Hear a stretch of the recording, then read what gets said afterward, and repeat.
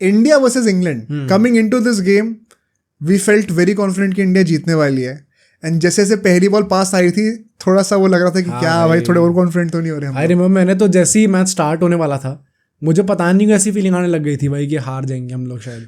तुम ज्यादा ही पेसिमिस्टिक हो भाई. कम ऑन, मैंने पहले कह दिया था इंडिया जीतेगी. अभी कह रहे हो कि मैंने कहा हार रहे हैं. मैं तो उससे पहले मैच से जस्ट पहले मुझे लगने लगा ही है. बट मैंने वीडियो जो आया तो वो तो सभी ने बोला है. देखो पॉइंट क्या था, बारिश का सीन चल रहा था थ्रू आउट द डे, ठीक है. एंड बारिश हो रही थी बट सरप्राइजिंगली इतनी बारिश नहीं हुई कि गेम ना हो पाए, which is actually surprise because सारे वेदर फोरकास्ट ने ये प्रेडिक्ट किया था कि पूरे दिन बारिश होने वाली है. अब या तो ये इंडिया के फोरकास्ट जैसे वाली हैं जो कि जो प्रेडिक्ट करते हैं उल्टा ही होता है. व्हाट हैपेंड वाज कि टॉस पे हम लोग देखते हैं it was a great sunny day at that point of time. बादलों का कोई साइन भी नहीं था. टॉस इंग्लैंड जीतती है और वो चेस करने का डिसीजन लेता है. अब देखो अगर बारिश का फैक्टर है तो चेस करना समझ में आता है. बारिश का फैक्टर भी उतना हो कि ओवर्स कट होने लग जाएं, क्योंकि जब आपके पास 4-4.5 घंटे का बफर टाइम है तो ओवर्स कट होने के लिए भी बहुत घंटों तक बारिश होनी पड़ेगी, वरना पूरे 20 ओवर का मैच होगा. तो आई थिंक अगर तो उतनी बारिश होती तब हम सोचते कि इंग्लैंड का डिसीजन सेंसिबल है.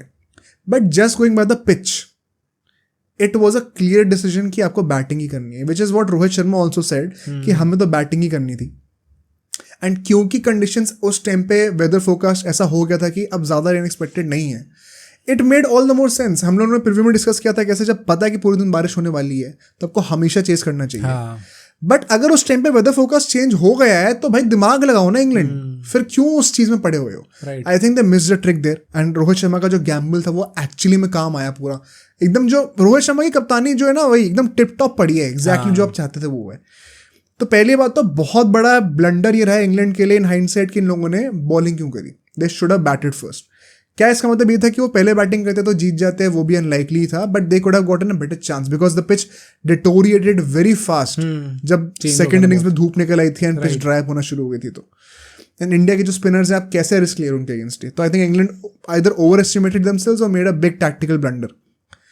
Coming to the team selection, दोनों टीम्स का लाइनअप एकदम सेम था, which is also good as far as India is concerned. But Chris Jordan playing instead of Mark Wood, although Chris Jordan ने 3 wicket ले लिए and में आते आते, बट 37 रन गए भाई 3 ओवर में.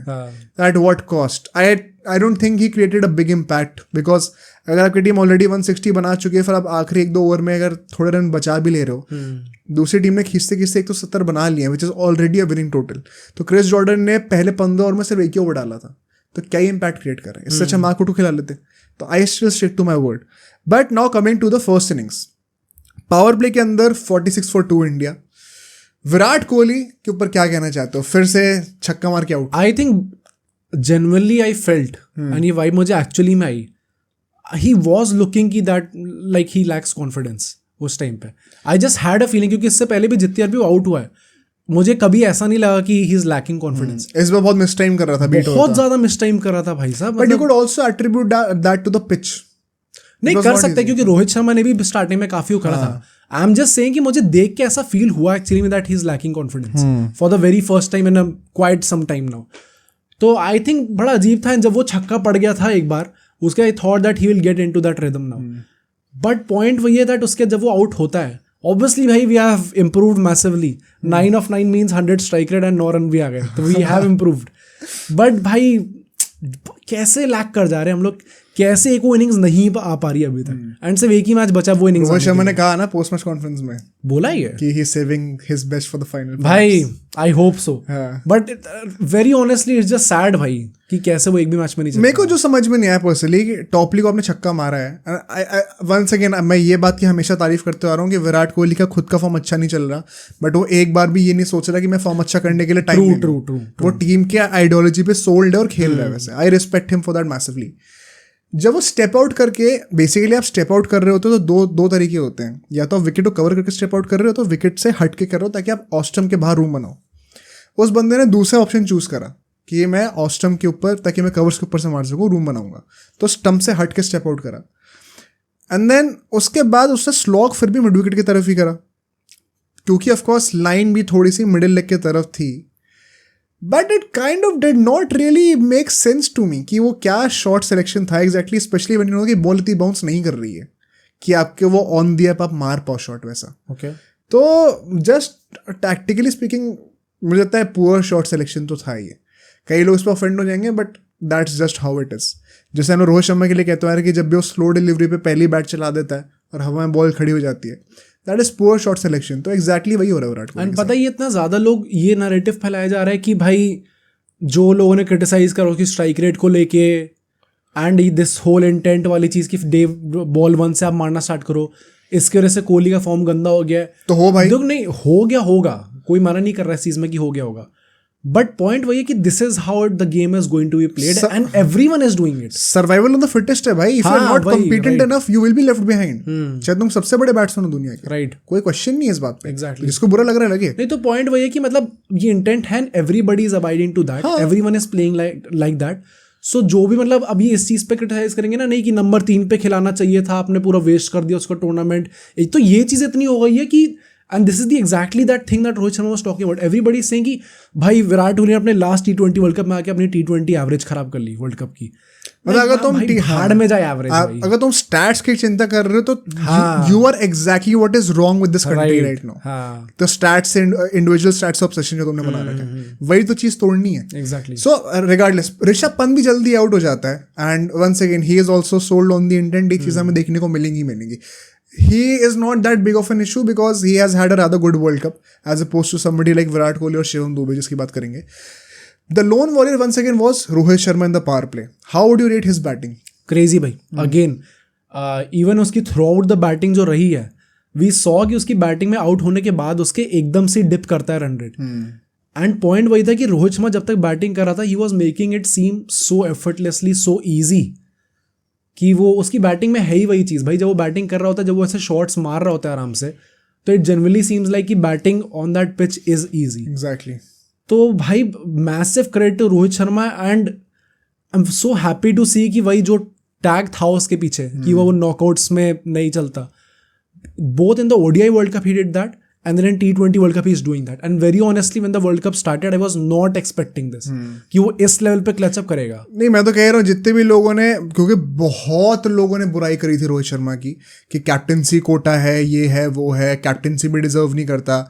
जो लोग स्काई के लिए, जो उसको वो स्मॉल टीम मर्चेंट बोल रहे थे, रोहित शर्मा के लिए एजेंडा फैला रहे थे, वो अपनी गुफा से बाहर निकलो और सॉरी बोलो भाई। क्योंकि it is and also criticising his captaincy and team selection. I remember जब उसने 4 स्पिनर लिए थे, लोग मतलब रोने में लगे हुए थे भाई, जडेजा अक्षर को सेम स्क्वाड में क्यों सेलेक्ट कर लिया, ये कर लिया, इसलिए कर लिया। अब समझ में आ गई बात, अभी तक समझ में नहीं आई तो कभी समझ में नहीं आएगी। I think both these guys deserve a big apology from all those trollers who are spreading their agenda. And for all you know, Rohit Sharma, if he scores 34 more runs in the final, he would be the highest scorer of this World Cup, not just for Team India. And उसको हम troll कर रहे थे starting में। Surya Kumar Yadav once again such a clutch innings उसके ऊपर भी आते हैं, because then he starts rebuilding with Rohit Sharma. And 8वें ओवर के बाद हम लोग एक बहुत लंबा गैप देखते हैं बारिश की वजह से, which was thankfully the only gap in the whole of this game. I think approximately 1-1.25 घंटा का तो गैप तो था ही, शायद 1.5 घंटे का भी हो सकता है। एंड विच मेंट कि उससे पहले ना हम लोगों ने मोमेंटम पकड़ना शुरू कर दिया था। SKY and Rohit Sharma had started clicking at a good run rate. And जब वो इतना बड़ा गैप होता है, you have to start from scratch, ground zero से शुरू करना होता है। बॉडी वार्म्ड अप होती थी पहले, वो ठंडी हो जाती है, you have to get into the groove physically and mentally both. And so you see very cleverly उस टाइम पे बैटर जो है ना 1-2 ओवर लिविंगस्टोन से डलवाया था जल्दी जल्दी, क्योंकि उस टाइम पे बैट्समैन दोबारा रीबिल्ड कर रहे होते हैं। एंड साइलेंटली स्टार्टिंग के 1-2 ओवर निकल जाते हैं, विच मेंट कि 10 ओवर के बाद सिर्फ 77 रन थे हमारे। We could have scored perhaps more अगर वो ब्रेक ना आता तो, बट विकेट नहीं गिरता, ये अच्छी बात थी। 31 रन आते हैं, which is almost 8 run an over. Adil Rashid and Livingstone वहाँ पे बॉलिंग करना शुरू कर चुके थे। द नेक्स्ट फेज, यहाँ पर भी हमारी run rate slowly climb up ही करी है। That has been the good thing. अगले 5 ओवर में 41 रन आते हैं, which is more than 8 run an over. ठीक है, अब यहाँ पे एक जो मेजर ओवर था जहाँ पे चंक ऑफ द रन आए, it is Sam Curran's that over, जहाँ पे रोहित शर्मा एंड स्काई दोनों ने छक्के लगा दिए थे। 19 रन आए थे इस ओवर में, ऑलमोस्ट आधे रन एक ओवर के अंदर आ गए थे। बाकी 3 ओवर में इतने रन क्यों नहीं आ पाए? Because then Rohit Sharma gets out to Adil Rashid, right. And फिर दूसरे एंड पे स्काई के साथ हार्दिक पांड्या के ऊपर भेजा जाता है। इसके पीछे कुछ तुम्हारा एक्सप्लेनेशन है कि क्यों दुबे को नहीं भेजा गया? आई थिंक मतलब मुझे बस ऐसा लगा सोचने में that Hardik Pandya right now like he ज़्यादा कॉन्फिडेंट है इस टाइम पे off scoring big runs. Specifically I think उस मोमेंट पे भेजना इंपॉर्टेंट इसलिए था क्योंकि we could not compromise on the run rate. अगर उस टाइम पे शिवम दुबे को भेज देते and as we have seen in this world cup जिसमें रन मारे भी जैसे इस मैच में उसने, he has taken his time starting में. Hardik Pandya on the other hand has also manage to score big runs also with the very good strike rate and from the get go only. So I think मेरे हिसाब से मेरे दिमाग में यही आया था कि मे बी ये पीछे हो सकती है इसकी थिंकिंग. मेरे को पहले लग रहा था कि this is basically to rule out Moeen Ali from the game. Okay. क्योंकि शिवम दुबे अगर आप भेज देते तो फिर बटलर टेम्प्ट होता कि मैं एक ऑफ स्पिनर को लेके आऊँ जो कि फिर टर्न करके बाहर निकाले एंड टेम्प्ट करके दुबे को आउट करे. And he is the better bowler as compared to Livingstone. तो मुझे उस टाइम पे लगा था कि ये टैक्टिकल डिसीजन होगा रोहित शर्मा का कि हार्दिक पांड्या को भेजो, which means 2 right handed batsman है तो अब मोइन अली से आप बॉलिंग कराओगे नहीं. Now you are forced to bowl with Livingstone जो कि he also ended up bowling quite well. मुझे ऐसा लग रहा था कि ये टैक्टिकल डिसीजन हो सकता है, बट देन आई रियलाइज कि शायद मैं ज़्यादा ही दिमाग लगा रहा हूँ बिकॉज फिर जडेजा को भी दुबे से ऊपर ही भेजा गया, विच मींट कि अगर दोनों ही लेफ्टी हैं तो फिर दुबे को ही भेज देते.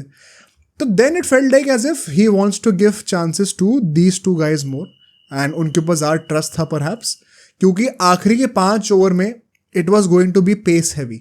अगर इंग्लैंड चाहती 5 के 5 ओवर पेसर से करवाती, वो तो लिविंगस्टोन से करवा दिया. राइट. वरना ऑप्शंस थे कि Sam Curran, Chris Jordan, Archer, Topley सबसे बॉलिंग कराता, सबके ओवर बचे हुए थे.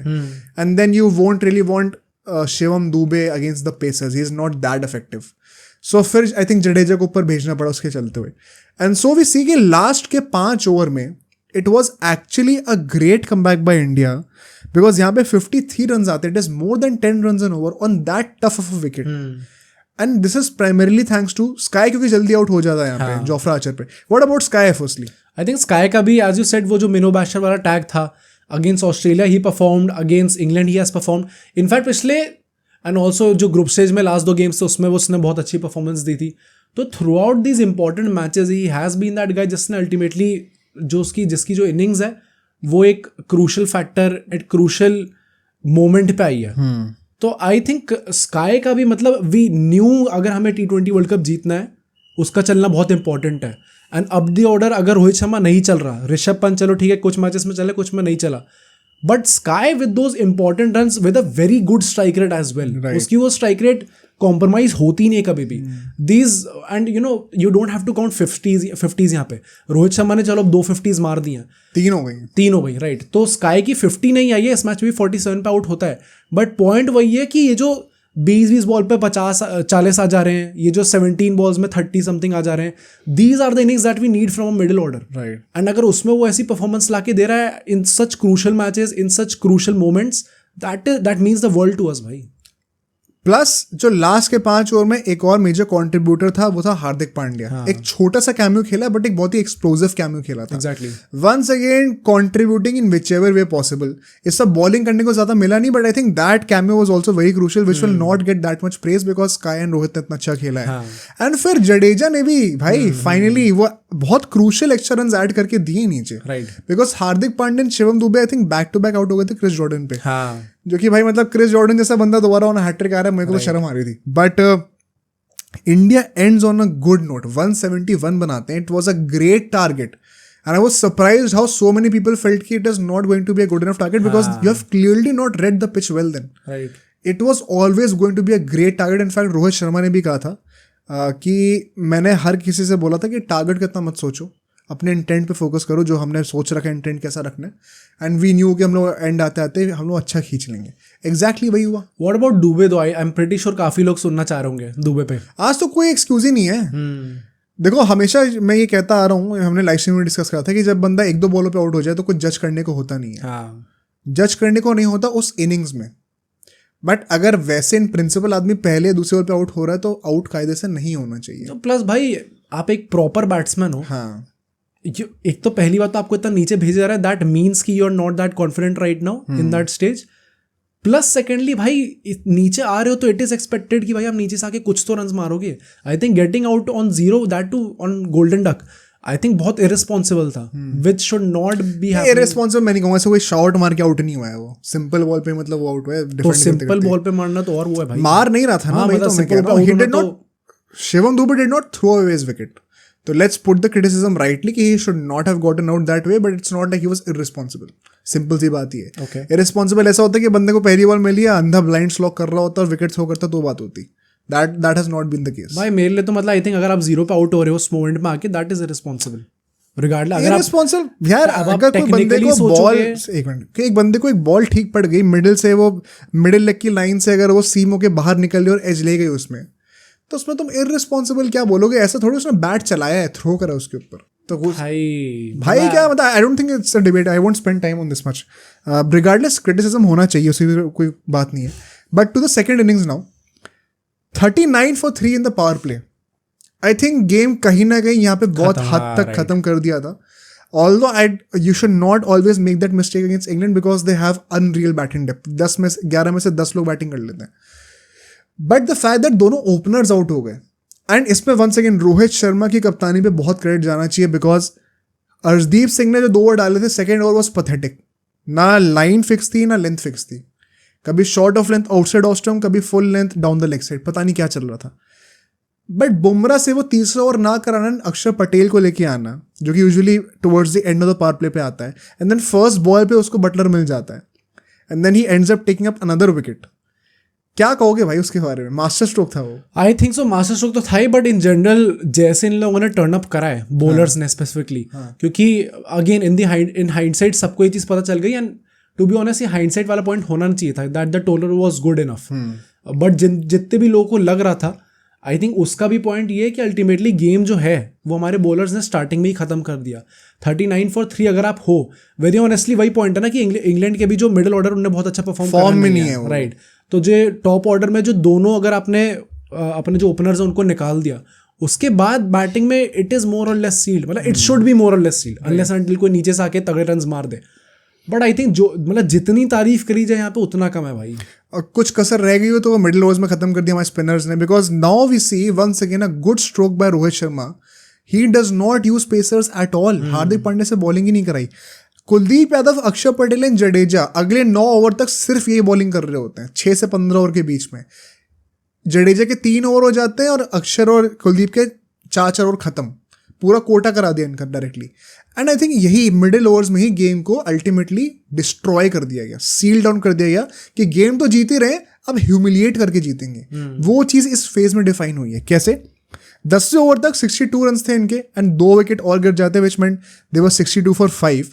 यहाँ पे अक्षर एंड कुलदीप यादव, एक तो मोइन अली भाई साहब को वो स्टंपिंग कर देते हैं बड़ी अच्छी सी। Rishabh Pant was very clever at that point of time, and Sam Curran को भी आउट कर दिया जाता है। द नेक्स्ट 5 ओवर्स यहाँ पे हम लोग देखते हैं जडेजा को विकेट नहीं मिलता, but Kuldeep Yadav gets Harry Brook on a reverse sweep firstly. A bit irresponsible now you could argue कि जब टीम वैसे चल रही है आपको रिवर्स स्वीप मारने की क्या जरूरत है, विद द टर्न आप हिट कर सकते हो उसको, शॉर्ट सिलेक्शन बेटर होना चाहिए था। एंड फिर एक रनआउट भी मिल जाता है आगे जाकर हम लोगों को। By the 15th over it was 86 for 8 and हम लोग स्ट्राइव कर रहे थे कि 100 के नीचे ऑल आउट कर दें, right. जो कि अल्टीमेटली हो नहीं पाता। But within the next 1 or 2 overs the game was dead, because फिर क्रिस जॉर्डन जो है वो लिविंगस्टोन को रनआउट करवा देता है, एंड क्रिस जॉर्डन के Archer ended up hitting the only 6 of the game for England as well. Hardik Pandya पे लंबा छक्का मारता है वो सीधा। But that is how pathetic England were. अगर सिर्फ एक बंदा पूरी टीम में छक्का मारा है जो कि नंबर 9 पे बैटिंग करने के लिए आ रहा है, तो कितना गंदा मिजरेबल फेलियर हुआ आपके पूरे टॉप ऑर्डर बैटिंग लाइनअप का। Right. I think this is as big a humiliation as it gets. I think one of the biggest humiliations in this world. Definitely, and I think England का भी वही point रहेगा कि भाई मतलब आप हारे तो हारे, बट किस तरीके से हारे। लेजेंड कोई फाइट रही नहीं भाई यहाँ पे। बैटिंग में भी आउट क्लास यू, बॉलिंग में तो there was not like there is no chance. And rightfully I think ultimately Axar Patel को जो मैन ऑफ द मैच दिया गया, इसीलिए उसने टर्न करा। एंड पॉइंट वही, जब वो बॉलिंग करने आ रहा था तब वो विकेट ले रहा था। तो इतना लाइक अक्षर पटेल ने स्पेसिफिकली जिस तरीके से यहाँ पे क्लच अप करा है इंडिया के लिए, जितना बोलो कम है भाई। बॉलर्स के लिए तो मतलब व्हाट अ परफॉर्मेंस सही में। एंड ऑल ऑफ देम, मतलब जडेजा के भी विकेट नहीं मिला but he ended up being economical and I think it was crucial. मुझे लगा था उससे चौथा ओवर भी डलवा देना चाहिए था. लेट हिम, हो सकता है ये था कि भाई हार्दिक पांड्या को एटलीस्ट एक ओवर तो दे दो, let's not have a game in between जहाँ पे उसने एक भी ओवर ना डाला, रिदम नहीं टूटनी चाहिए. पर जडेजा को भी एटलीस्ट 4 ओवर करवा देने चाहिए कि एक गेम जो आपको पता है आप जीतने वाले हो, let him regain his confidence. And वो मुझे अच्छा लगा कि चलो एटलीस्ट 3-4 ओवर हर स्पिनर को देखने को मिले, जो कि could be crucial in the final. Will talk about it right now. All in all, a very commanding performance. And now let's directly jump into the preview of the final. अब सोचो अगर एक क्लिप इतनी बढ़िया थी तो पूरा का पूरा पॉडकास्ट कितना बढ़िया होगा. तो अगर आपको इसी क्लिप का पूरा पॉडकास्ट देखना है तो यहाँ पे क्लिक करिए, और अगर आपको ऐसे ही और क्लिप्स बिंज वॉच करनी है तो यहाँ पे क्लिक करिए.